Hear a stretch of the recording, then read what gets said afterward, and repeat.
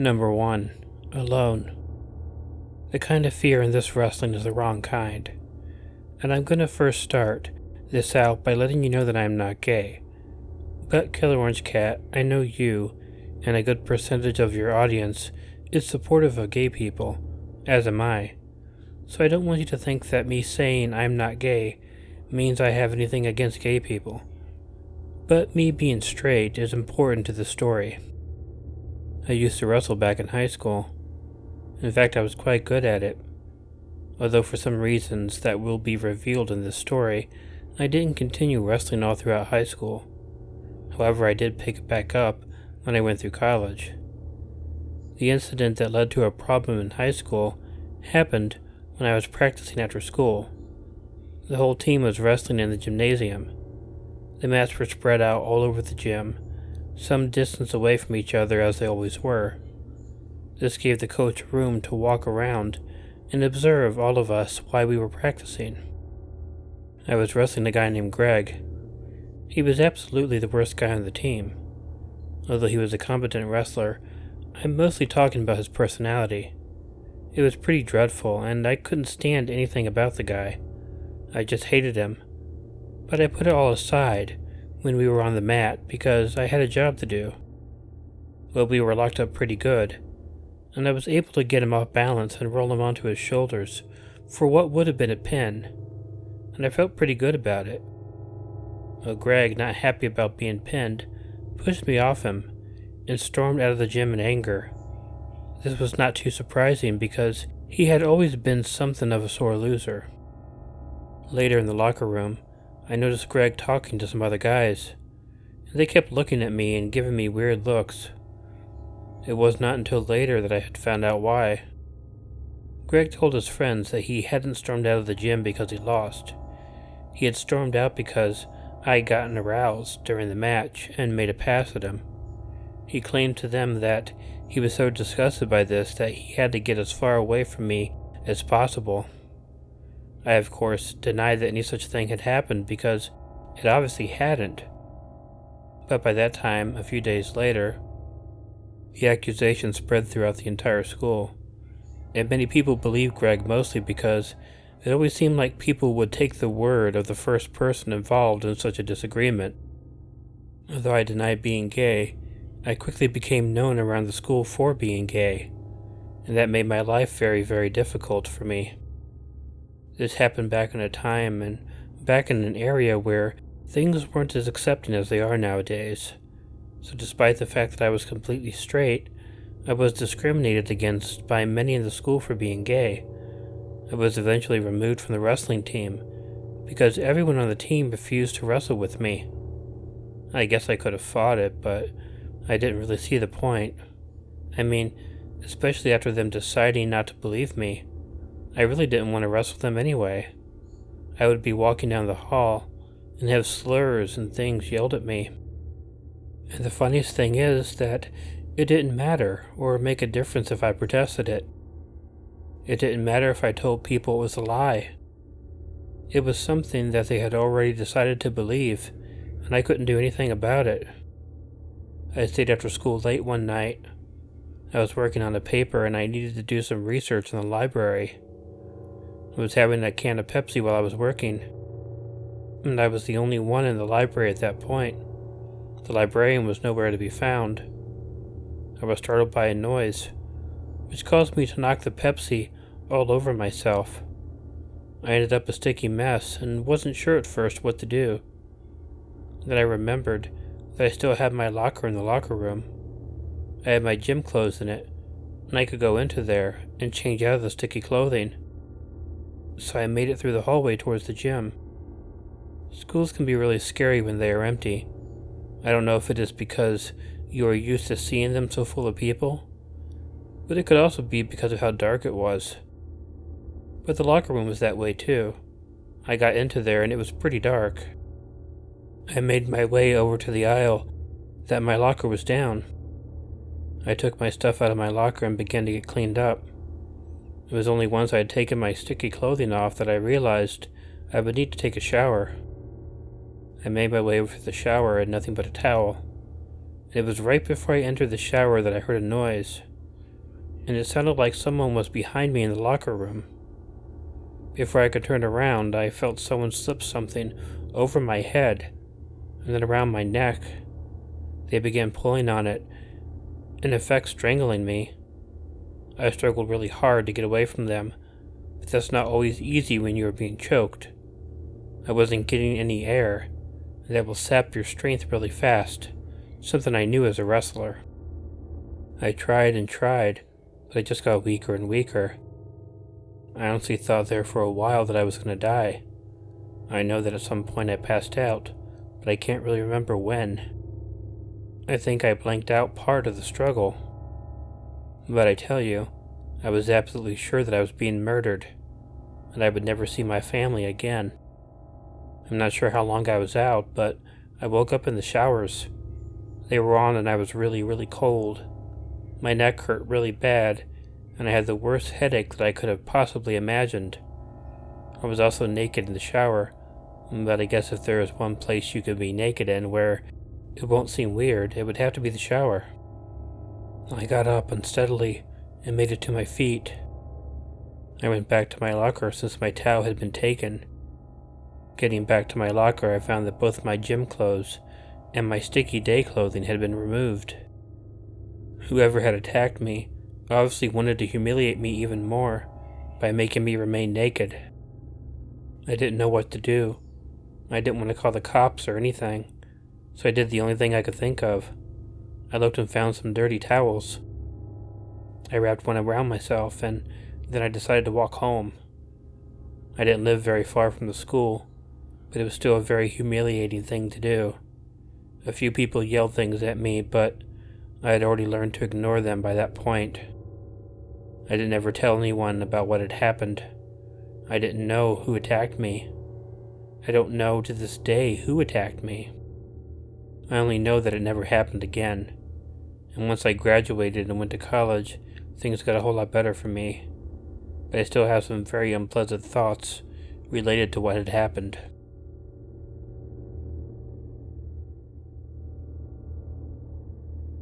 Number 2.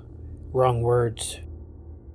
Back in the early 1980s, I spent a lot of time on the same cards as Buddy Landau.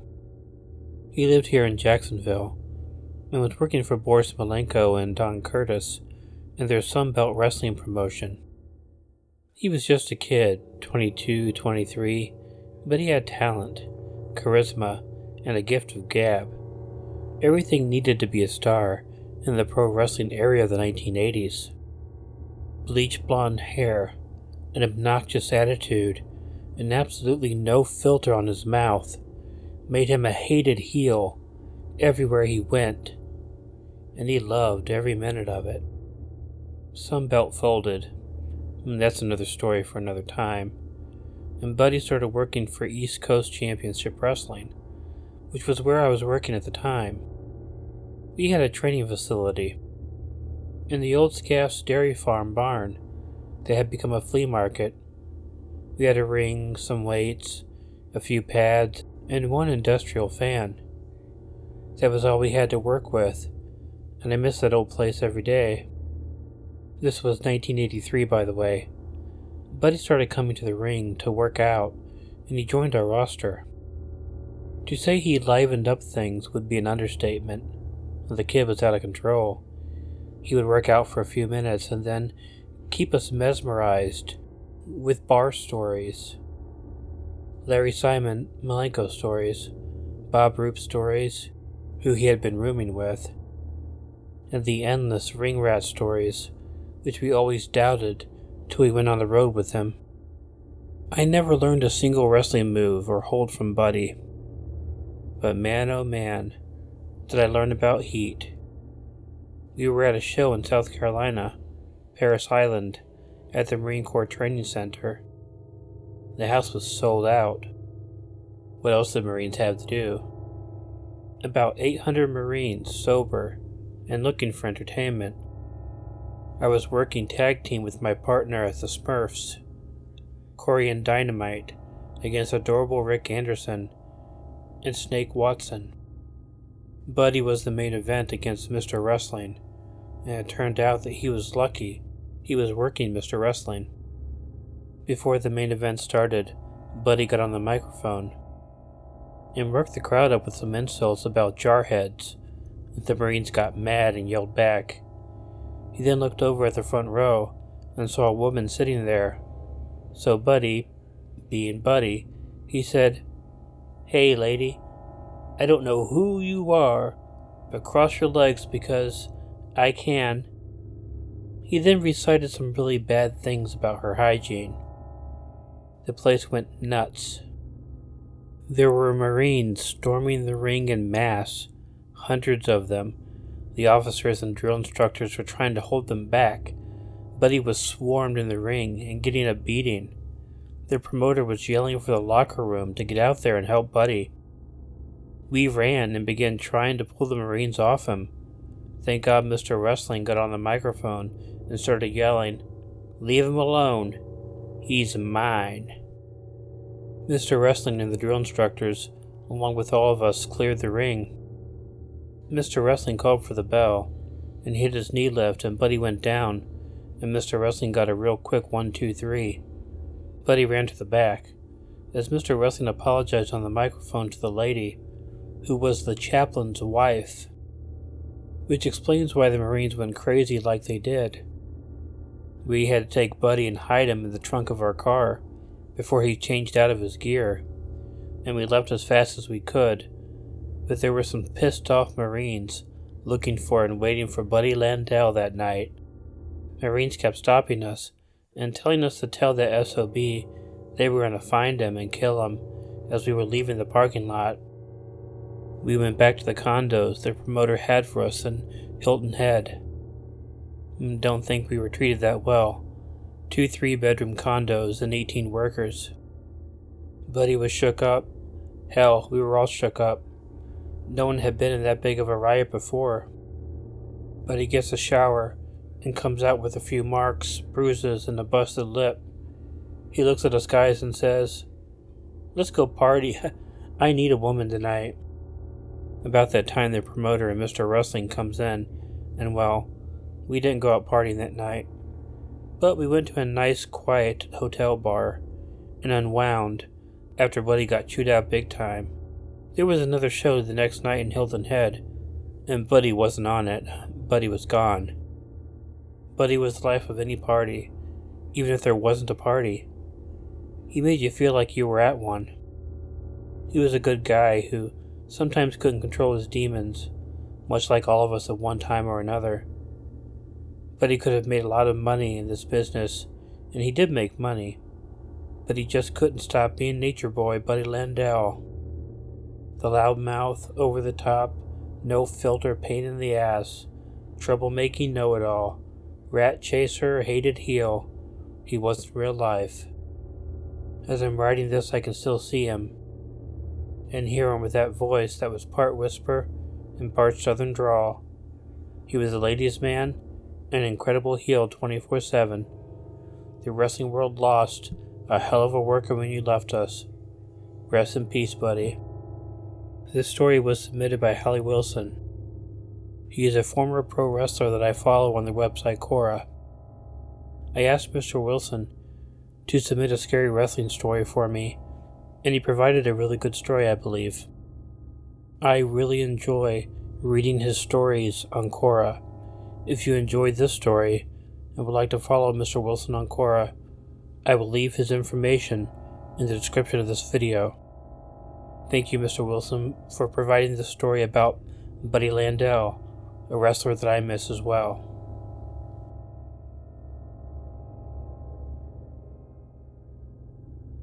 Number 3, Kansas City. This is a scary story that a lot of people, tens of thousands of people, they could tell actually. I haven't really wanted to tell it, mostly because it involves someone other than me, and also because it is more of a sad than a scary story. But the reason I will tell it is because it happened on my birthday. And it led to something scary happening to me. I won't use names either, but to people who know wrestling, it should be obvious who I'm talking about. I had a really difficult couple of years in the late 1990s. It was completely my fault, of course, but that didn't make it any easier. There were a number of bad things that were going on, and it led me to traveling all over the Midwest, trying to find a place to live. I would spend a few weeks on someone else's couch trying to get back on my feet, but it rarely worked, and I would have to leave and find someone else to stay with. One of the longer stays I had was in Kansas City with an old friend from high school. This was in May of 1999, and it actually coincided with my birthday. I was absolutely having a lousy time there. Although my friend had been my friend from high school, we had obviously grown apart. That was awful. I spent so much of my time by myself that I started to feel my sanity slip a bit. Feeling lonely is an awful feeling. Anyway, I met someone at a local picnic that was being held, and we ended up being pretty decent friends. I mean, it happened really quickly because, like I mentioned, I didn't spend a whole lot of time anywhere, not even in Kansas City. It just so happened that the friend that I met was also a really big fan of professional wrestling. Having been homeless for a bit, I hadn't been keeping up with it though. Well, my friend found this out and told me that he had tickets for a WWF event that was going on in Kansas City. And not only that, but it was going on May 23rd, which was my birthday. Well, I was very excited. He offered to take me because he had bought 2 tickets for the event. For him and another friend, but that friend was unable to attend. Now I want to make it clear that what happened at this event was pretty scary. But I'm not the only person in the world who saw it. Everyone else in that arena did too. But not only that, what happened is not the point of the story that will come afterward. Partway through the show, there was a match that was coming up, featuring a wrestler that I'd grown up loving a whole lot. He had gone back to using an old character, one that he had used previously, and they were showing a video package in regards to it. And it happened so quickly. I mean, you would have missed it if you blinked. The wrestler fell from a platform 70 feet above onto the ropes. I'm not going to go further into what I saw that night. I would think it would be inappropriate, but I basically saw someone die in the wrestling ring. A whole arena full of people watching someone die in the wrestling ring, and I'm sure it disturbed them as much as it disturbed me. We sort of slept-watched the rest of the show. I mean, it seemed weird to me that they would continue the show after such a horrible incident, but they did, and I don't remember a whole lot about what happened afterward. I was too focused on the horrific event that I had seen. This had been on my mind a whole lot too, and I spent a whole lot of time following this, being by myself, just trying to deal with what had happened. Now don't get me wrong, I know my feelings over everything that happened meant nothing compared to the feelings of the wrestler, his family, and his co-workers, but regardless it still affected me.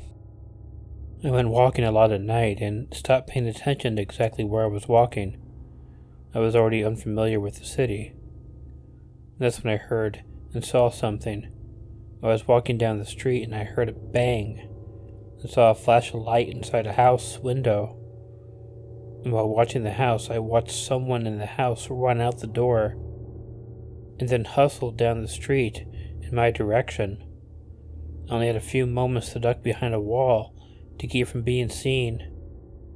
I hadn't even the time to think about the fact that I probably witnessed someone getting shot, and the person I saw running was likely the gunman. I just had to hide. There were still payphones back in this day, and it was long before I had a cell phone. So I got to a payphone and called 911. I waited around for the ambulance to show up. It was a young man that was shot by his friend. Well, not much of a friend, I suppose. But thankfully the ambulance was there, and they got to the hospital in time. And I went through a really weird time thinking about what had happened. I've been wandering around because I was depressed that someone I really liked had died in the wrestling ring. But if I hadn't been wandering around, maybe that guy who was shot might have died. I guess I will never know.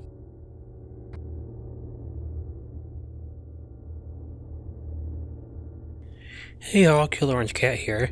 If you like this video, please let me know by hitting the like button. If you're not already subscribed to Killer Orange Cat, feel free to click the subscribe button and the bell below, or wait for the icon of Ichigo the Cat that will appear at the end of this closing. Leave me a comment, and share the video with someone you think might enjoy it. If you have an original story you'd like narrated on Killer Orange Cat, please email it to the address included in the description. But most importantly, don't forget to make sure to check in your closet and check under your bed, because you never know where a Killer Orange Cat might be hiding. Good night.